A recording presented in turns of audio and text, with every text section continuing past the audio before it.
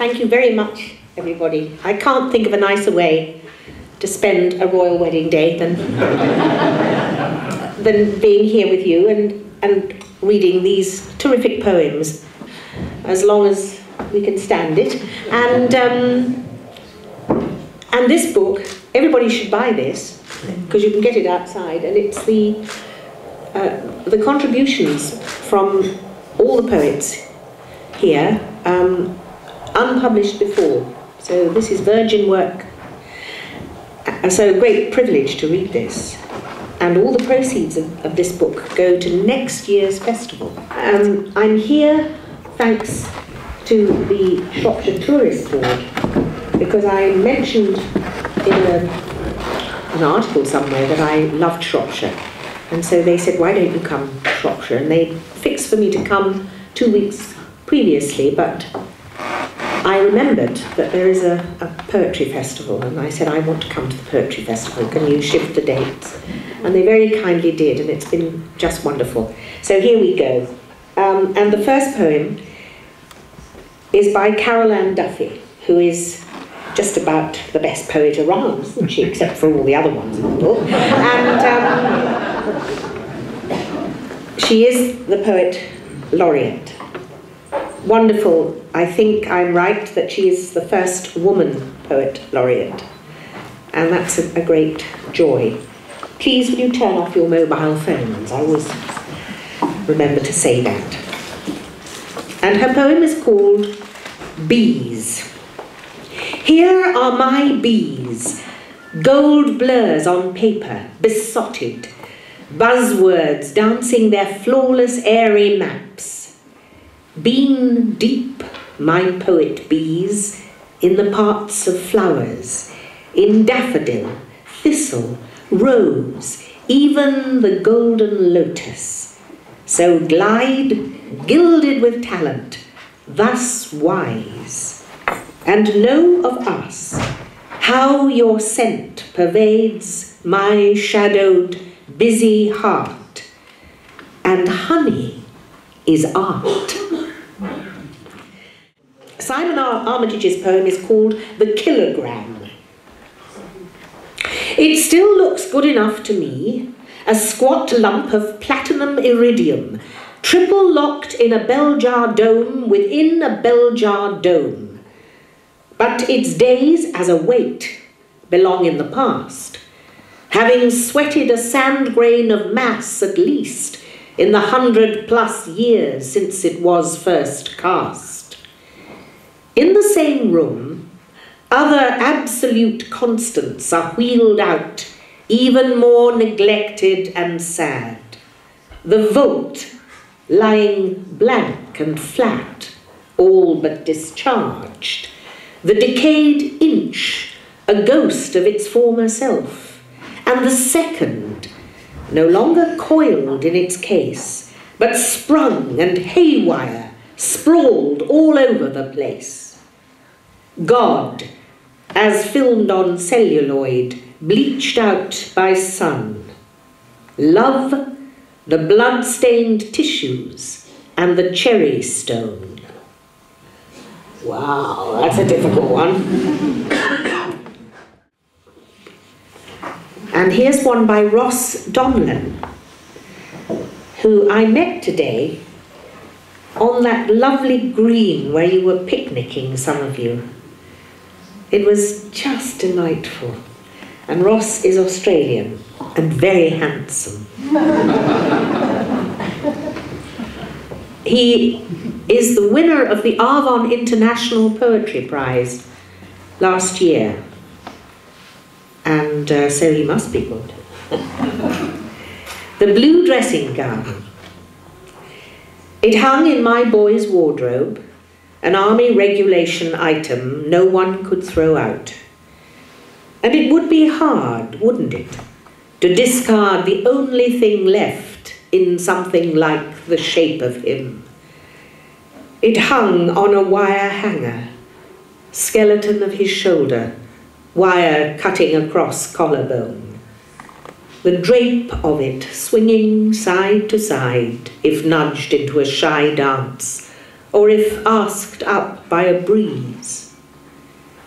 I used to wear it, with no sense of feeling weird or spooky, alternating with a practical flannel. Yet, at night, sometimes woke, frightened by its doorway shadow, a man hanging on the moon's hook. I never realized I'd outgrown him, walking tall through one summer while his shoulders rode my back. The tassels swung like incense as I walked in his shape, trying to sense the being inside him.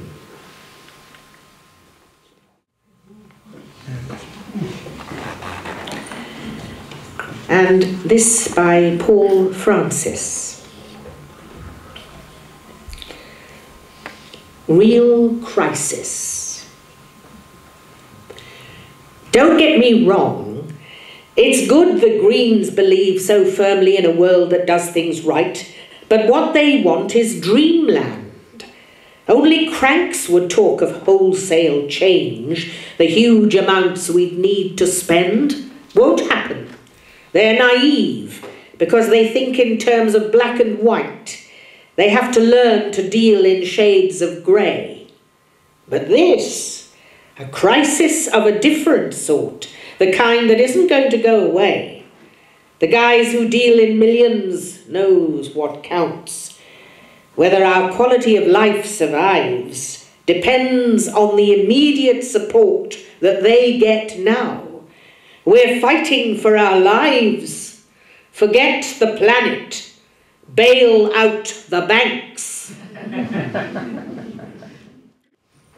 Beverly Fry. The poem is called The Angelus. From down the drab field edge their voices come. Through the mean hedges, yellow leaves and slimy caterpillar stench, to the quiet back road where I pause, at rest, straddling my bike. Angelus bells, a rhythmic chop-chop between picked-up conversation, carries above lines of blunted necks. Beyond are tight-spaced round buds, rolled out, full as roses in receding rows.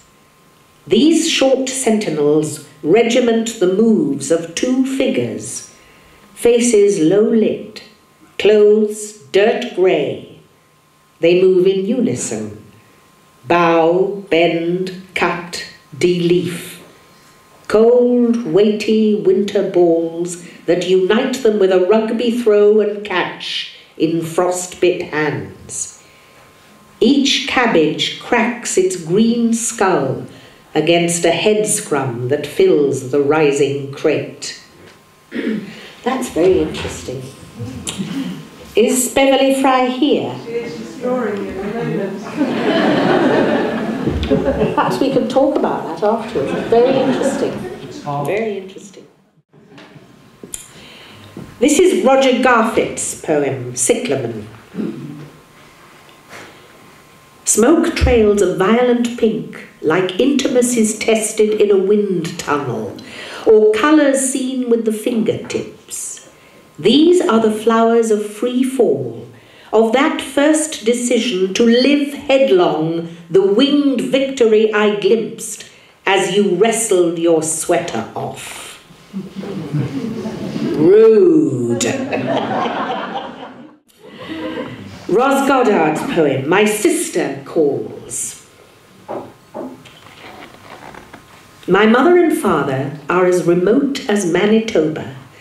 They hardly feature in my dreams, not even sitting on saloon bar stools drinking Ovaltine. The nightmares have been driven off, left to rot in barns like ruined cars. The two of them are neither here nor there, or trapped by weather.